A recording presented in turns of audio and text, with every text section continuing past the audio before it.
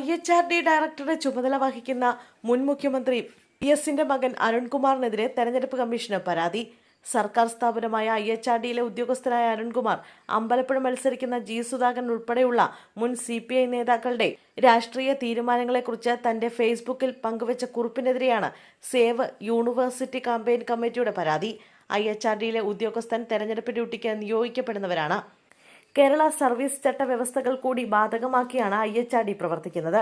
രാഷ്ട്രീയ വേരുകൾ മറന്ന് പുതിയ താവളങ്ങൾ തേടുന്നത് കാണുമ്പോൾ അത്ഭുതമല്ല, സഹതാപമാണ് തോന്നുന്നത്. പുന്നപ്ര വയലാറിന്റെ മണ്ണിലെ പോരാട്ട വീര്യം വിപണിയിൽ വയ്ക്കാനുള്ളതല്ലെന്ന് ഇത്തരക്കാർ വൈകാതെ തിരിച്ചറിയും. പലയിടങ്ങളിലും പാർട്ടി പ്രവർത്തകർക്കിടയിൽ സ്വരഭേദം കേൾക്കുന്നുണ്ടെന്നും പ്രസ്ഥാനത്തെ ജീവശ്വാസമായി കാണുന്ന സാധാരണക്കാരുടെ വികാരം ഉൾക്കൊള്ളാൻ പാർട്ടി നേതൃത്വത്തിന് കഴിയുമെന്നും അരുൺ ഫേസ്ബുക്കിൽ കുറിച്ചിരുന്നു. ഇത് ചട്ടവിരുദ്ധമാണെന്നാണ് പരാതിയിൽ പറയുന്നത്.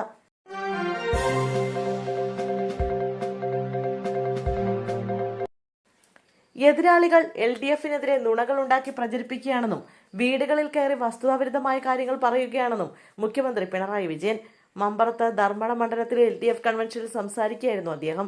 എതിരാളികൾ നേരും നെറിയും ഉപേക്ഷിക്കുകയാണെന്നും നേരായ രീതിയിൽ LDFനെ എതിർക്കാൻ അവർക്ക് പറ്റുന്നില്ല.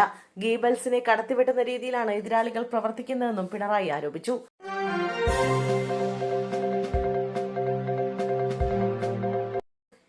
കേരളത്തിലെ നിയമസഭാ തെരഞ്ഞെടുപ്പിന്റെ ഭാഗമായ ഭിന്നശേഷി സീനിയർ സിറ്റിസൺ വോട്ടർമാർക്ക് പോസ്റ്റൽ ബാലറ്റ് ഫോം വിതരണം തുടങ്ങി. ലിസ്റ്റ് ചെയ്യപ്പെട്ട 40% ഭിന്നശേഷിയുള്ള വോട്ടർമാർക്കും സീനിയർ സിറ്റിസണായ വോട്ടർമാർക്കും പോസ്റ്റൽ ബാലറ്റിനുള്ള ഫോം 12D BLOമാർ മുഖേന വിതരണം തുടങ്ങി. പൂരിപ്പിച്ച ഫോമുകൾ BLOമാർ തന്നെ തിരികെ വാങ്ങി അവർക്ക് വീടുകളിൽ തന്നെ വോട്ട് ചെയ്യുന്നതിനുള്ള നടപടികൾ സ്വീകരിക്കും. അതിനായി പ്രത്യേകം ജീവനക്കാരെ നിയോഗിക്കും. പോസ്റ്റൽ ബാലറ്റിന് അർഹരായ അവശ്യ സേവന വകുപ്പ് ഉദ്യോഗസ്ഥർ 21 മുമ്പ് അപേക്ഷിക്കണമെന്നും തെരഞ്ഞെടുപ്പ് കമ്മീഷൻ അറിയിച്ചു. അവശ്യ സേവന വിഭാഗത്തിൽപ്പെട്ട വകുപ്പുകളിൽ നിന്നും തെരഞ്ഞെടുപ്പ് ഡ്യൂട്ടിക്ക് നിയുക്തരായ ഉദ്യോഗാർത്ഥികളിൽ തപാൽ വോട്ട് ചെയ്യേണ്ടവർ ഫോം 12Dയും പാർട്ട് 2ഉം പൂരിപ്പിച്ച് മാർച്ച് 21 മുമ്പായി ബന്ധപ്പെട്ട റിട്ടേണിംഗ് ഓഫീസർക്ക് സമർപ്പിക്കണം. ഇവർക്ക് ഏപ്രിൽ 3, 4, 5 തീയതികളിൽ വോട്ടർ ഫെസിലിറ്റേഷൻ സെന്ററുകളെത്തി വോട്ട് രേഖപ്പെടുത്താം.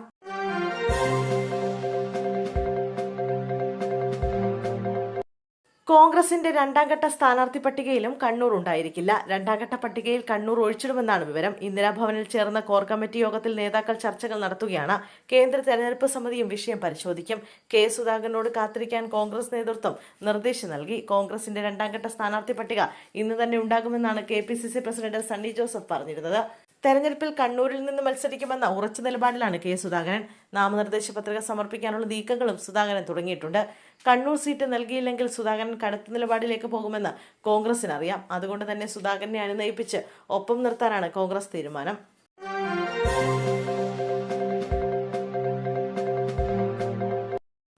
കൊച്ചി നഗരമധ്യത്തിലെ പുല്ലേപ്പടി പാലത്തിന് സമീപമുള്ള ആക്രിക്കടയിൽ വൻ തീപിടുത്തം. ഫയർഫോഴ്സിന്റെ 3 യൂണിറ്റുകൾ സ്ഥലത്തെത്തി നടത്തിയ ദ്രുതഗതിയിലുള്ള നീക്കത്തിനൊടുവിൽ നിലവിൽ തീ നിയന്ത്രണ വിധേയമാക്കിയിട്ടുണ്ട്. വൈകുന്നേരം 4:30 വ്യാപകമായ രീതിയിൽ തീ ഉയരുന്നത് ശ്രദ്ധയിൽപ്പെട്ടത്. സമീപത്ത് വെൽഡിംഗ് ജോലികൾ ചെയ്യുന്ന കടയിൽ നിന്ന് തീപ്പൊരികൾ തെറിച്ചതാകാൻ കാരണമെന്നാണ് പ്രാഥമിക നിഗമനം.